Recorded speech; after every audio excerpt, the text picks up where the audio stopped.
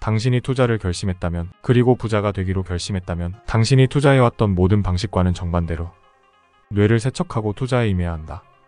반면 꼭 피해야 할 사기꾼 유형이 있는데 이것을 식별하는 안목을 갖지 못한다면 당신은 1% 투자자가 되기 어렵다.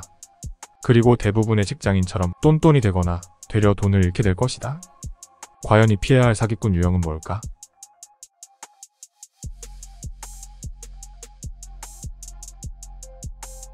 첫째는 차트와 가격 얘기를 하는 사람이다. 혹시 당신이 정말로 차트와 가격을 분석하여 큰 돈을 벌 수 있다고 생각한다면 가장 간단히 확인해 볼 수 있는 방법이 있다. 바로 주변을 둘러보는 것이다.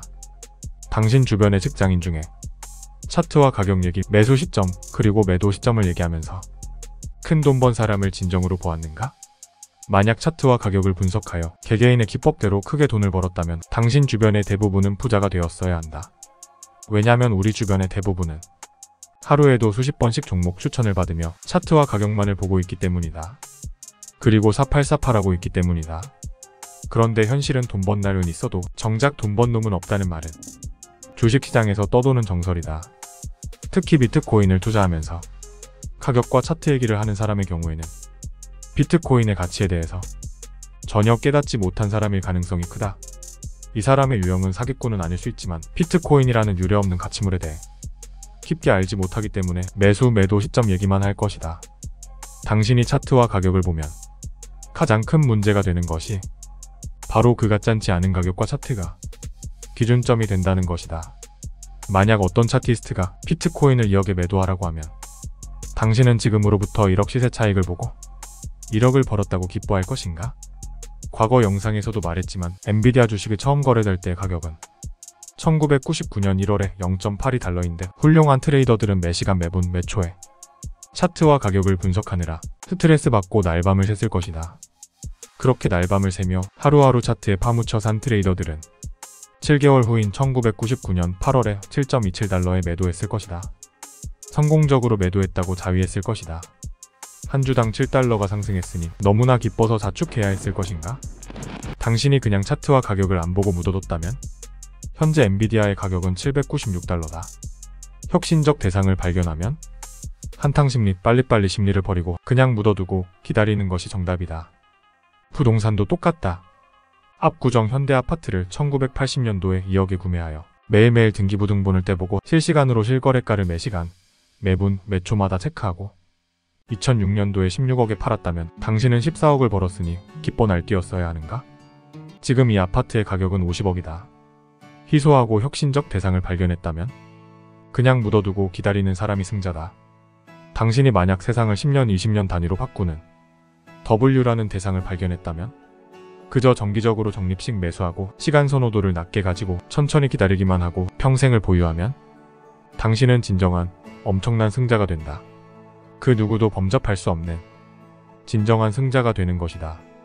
신도 저점과 고점을 맞추지 못하며 양자물리학의 대가 하이젠베르크도 주가를 예측하고 차트를 분석하는 차티스트들은 사기꾼이라고 수차례 얘기하였다.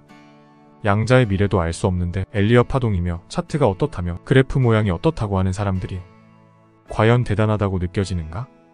그들이 과연 매시간 매초? 초점과 고점을 예측할 수 있는가? 1% 투자자가 되려면 진정으로 차트와 그래프를 보지 말아야 한다.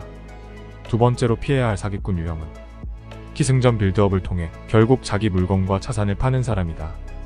차티스트와 가격 분석가들은 비트코인의 가치를 몰라서 그럴 수 있다지만 이 두 번째 유형의 사기꾼은 진짜 사기꾼일 가능성이 농후하다. 예를 들어 겉으로 비트코인을 얘기하고 비트코인의 가치에 대해 얘기해오다가 만약 자신의 물건이나 자신의 코인을 세일링한다면 이 사람은 사기꾼일 가능성이 크다.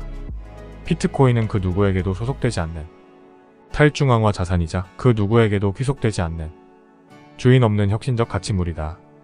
그런데 겉으로 비트코인의 가치를 말해왔는데 갑자기 본인 스스로 발행한 코인을 얘기한다면? 당신도 알겠지만 비트코인 이후의 모든 코인은 알트코인이자 주인 있는 중앙화 코인이다. 주인이 프리마이닝을 통해 코인을 가지고 있으며 개미들은 이 주인을 위해서 돈을 바치는 꼴밖에 안 되는 것이다. 그리고 만약 이 중앙화된 코인에 문제가 생기거나 그 회사가 망하거나 이슈가 생긴다면 이 알트코인에 투자한 개미들만 엄청난 손해를 보고 쪽박을 차게 된다. 권도영의 테라루나 사태처럼 말이다. 만약 당신 주변에 비트코인을 얘기하면서 본인 스스로 만든 알트코인이나 무언가 유착 관계에 있는 자산을 홍보한다면 그 말은 절대로 믿지 않는 것이 좋다. 당신은 비트코이너들처럼 그 누구도 믿지 말고 철저히 검증해야 한다. 세 번째에 해당하는 사기꾼 유형은 말이 모호하거나 현학적인 사람이다. 이 부류 역시 두 번째 부류와 마찬가지로 사기꾼에 해당할 가능성이 농후하다.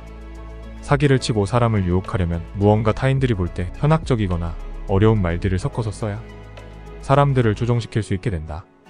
진리와 진실은 명확하며 초등학생도 이해시킬 수 있는 수준으로 말할 수 있는 팩트만이 진실과 사실이라고 보면 된다. 만약 당신이 투자와 재테크를 시작하는데 당신 주변에 말이 모호하거나 현학적으로 투자를 권하는 사람이 있다면 그 사람은 절대 믿지 않는 것이 좋다. 철저히 검증하고 또 검증하라.